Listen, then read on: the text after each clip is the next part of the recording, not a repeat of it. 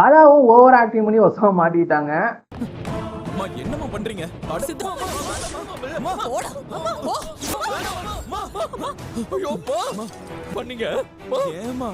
கலா என்னதான் ஆக்டிங் பண்ணாலும் ஆனா பாத்தீங்கன்னா இளமதி கண்டுபிடிச்சிடறாங்க. கேள்விப்பட்டதை கிளியர் பண்ணிக்கலாம்ன்ற சந்தேகத்துல தான் அப்படி கேட்டபடி உங்க மேல நம்பிக்கை இல்லாம இல்லம்மா. வந்திருக்க கூடாது பரமா. என்னால முடியாது பரமா. யார் வேணா என் மேல சந்தேகப்படுறா, நீ எப்படா என் மேல பட்ட அப்படின்னு சொல்லிட்டு ஓவர் ஆக்டிங். வேணாம் பரமா, சொன்னா கேளுங்க. என் புள்ளையே என்ன சந்தேகப்பட்டுட்டாங்கிற மனவேதனையோட நான் வாழ விரும்பலடா. நான் செத்த பிறகு நீங்க 2 பேரும் சேர்ந்து சந்தோஷமா வாழுங்கடா அந்த படம் பாத்தீங்கன்னா சொல்லிட்டாங்க. நான் உயிரை விட்டுடுறேன். நான் இப்படி பண்ணிட்டேன். அம்மா உன் மேல எவ்வளவு நம்பிக்கை வச்சு உங்களை போய் இப்படி சந்தேகப்பட்டீங்க. எவனோ ஒருத்தன் பேச்ச கேட்டுட்டு எங்க அம்மாவையே சந்தேகப்பட்டுட்டியடா. அவங்க போய் உனக்கு எப்படா துரோகம் நினைப்பாங்க, ஏன்டா அந்த மாதிரி பண்ணன்ட்டு எல்லாருமே பாத்தீங்கன்னா ஓவர் ஆக்டிங் பண்ணிட்டாங்க. உங்களை போய் சந்தேகப்படுறதுக்கு எப்படா உனக்கு மனசு வந்துச்சு? அம்மா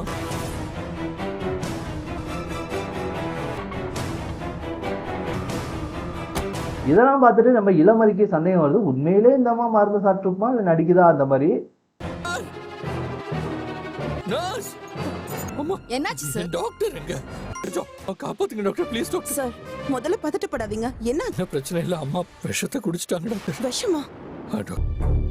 டாக்டரும் பாத்தீங்கன்னா செக் பண்ணிட்டு ஓவரா பாத்தீங்கன்னா நடிக்குது. ஒருவேளை அவங்க செட் பண்ண ஆளோ என்னன்னு தெரியல.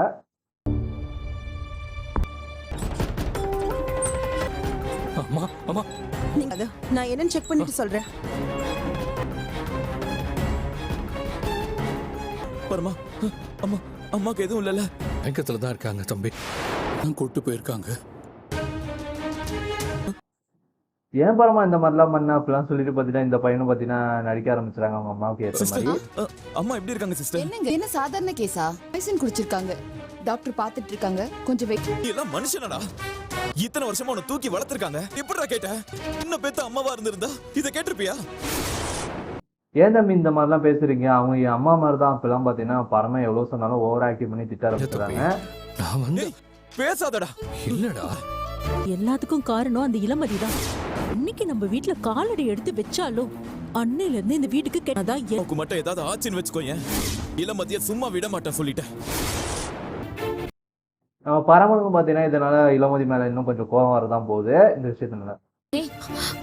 இளமதி என்னாச்சு? அத என்னென்னமோ விஷயம் நடந்து போச்சுடி.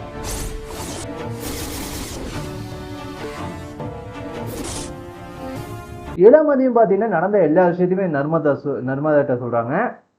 என்னடி சொல்ற? அப்படிதான் நினைக்கிறேன். கவா டிராமா பண்றாங்க, அது மட்டும் எனக்கு நல்லா தெரியுது. விஷயத்துக்காக அவங்க சாகர ஆள் கிடையாது. ஆனா அவங்க நடிக்கிறாங்கன்னு எப்படி பரமனுக்கு இது எல்லாமே நடிப்புக்காக தான். இது மாதிரி பரமனை எப்படியாவது நம்ப வைக்கணும்ல, அதனால தான் சொல்றாங்க. எனக்கு தெரியல. இங்க பாரு இளமதி, அந்த அம்மாக்கு மட்டும் ஏதோ ஒண்ணு ஆச்சு. அப்புறம் இந்த ஜென்மத்துல அண்ணன் உன்னை ஏத்துக்கவே மாட்டாரு. அவங்க நடிக்கிறாங்கன்ட்டு நம்ம ஏதாச்சும் ஒரு ஆதாரத்தை வச்சு நம்ம கண்டுபிடிச்சாலே போதும், அதுக்கப்புறம் இந்த விஷயத்த வந்து தப்பிச்சிடலாங்கிறாங்க. பாத்துக்கலாம், கடவுளும் உண்மையும் ஏன் பக்கம் இருக்கு. கண்டிப்பா ஒரு நாள் இல்ல ஒரு நாள் பரம என்ன புரிஞ்சுப்பான்னு நான் நம்புறேன். அவங்க விஷம் குடிச்சிருக்கிற நேரத்துல எல்லாம் இங்க இருக்கிறது நல்லதே. நீ முதல்ல ஹாஸ்பிட்டலுக்கு போ, ஹாஸ்பிட்டல்ல போயிட்டு அண்ணனுக்கு ஆதரவா பேசு, அப்பதான் உன்னை கொஞ்சம் அவரு ஏத்துப்பாருங்கிறாங்க. இல்ல, ஹாஸ்பிட்டலுக்கு கிளம்பி போய் கலாமாவை பாத்துட்டு நீ முதல்ல கிளம்பி போ, வா போலாம்.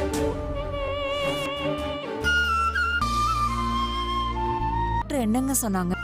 ஒன்னும் பிரச்சனை இல்லையா காந்திபதி?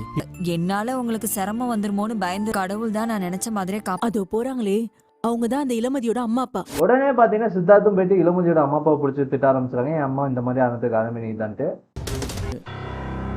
இருக்கட்டும், இதோட அப்பா அம்மா நீங்க தானா? இப்படி வழியை பறிச்சு எங்களை விசாரிக்கிறீங்கன்னு எங்க அம்மா இப்போ உயிருக்கு போராடிட்டு இருக்காங்க. உண்ட வீட்டுக்கு ரெண்டகம் பண்ற மாதிரி வீட்டுல இருந்துகிட்டு எங்க அம்மாவைய கொலைகாரன் நிறுத்து தம்பி. அந்த இளமதிக்கு பரமனுக்கு எந்த சம்பந்தமும் இல்ல, என் பொண்ணே இல்ல அப்படின்னு சொல்லிட்டு இவங்க எஸ்கேப் ஆயிடுறாங்க. பேசிக்கிட்டு இருக்கா. இங்க பாருங்க தம்பி, இளமதிக்கும் எங்களுக்கும் எந்த சம்பந்தமும் கிடையாது.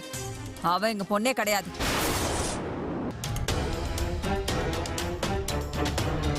அந்த கலா தான் கொலை பண்ணிருக்கானே இளமதி சொல்றான்னா இல்லாம அப்படி சொல்லிருக்க மாட்டாளே.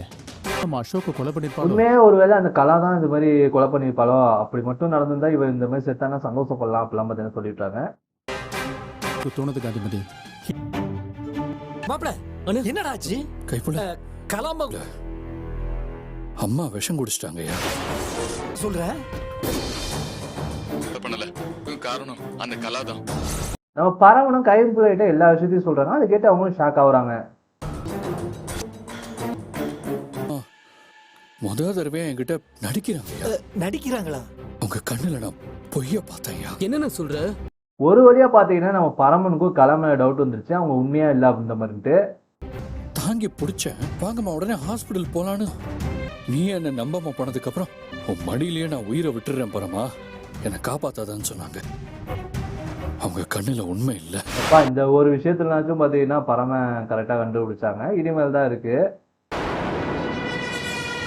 ஒருவேளை உண்மையிலேயே கலாமாவே கொண்டிருப்பாங்களோ? அவங்களுக்கும் அசோக்கும் என்ன சம்பந்தம்? அவங்க எதனால இது மாதிரி அசோக் கொலை பண்ணோம் அதெல்லாம் நடந்திருக்காது அப்பெல்லாம் பாத்தீங்கன்னா சொல்லிட்டாங்க. கொலை பண்ணிருந்தாலும் என்கிட்ட இப்படிலாம் வந்து டிராமா ஆடணும்.